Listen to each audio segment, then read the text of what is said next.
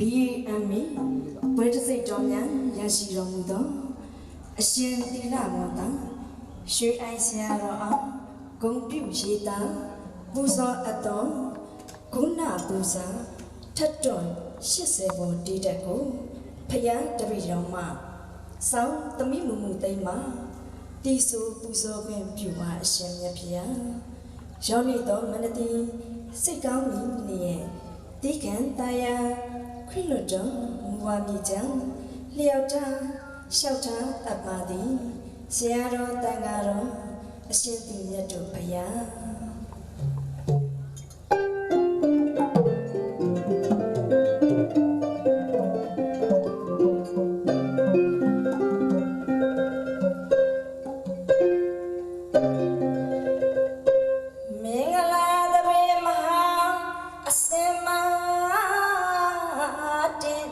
ရင်မပါစင်စားချကုန်တွေ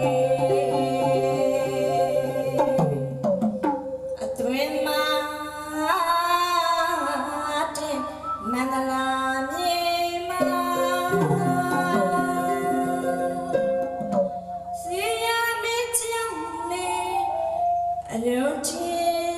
ရှာ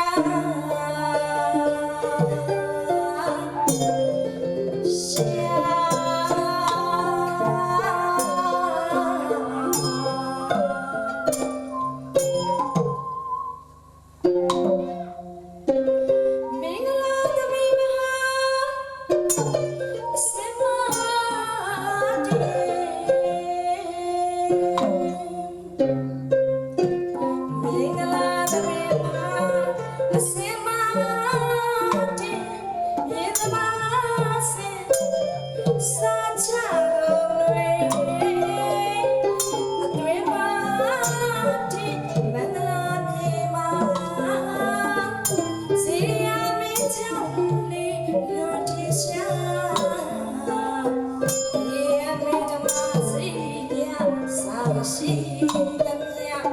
ပါဠိဓမ္မကျက်တဲ့ကိုရဲ့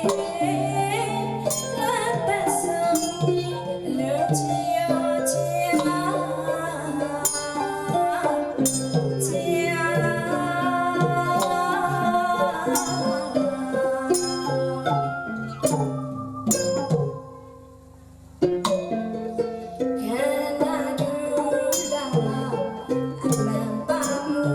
ချ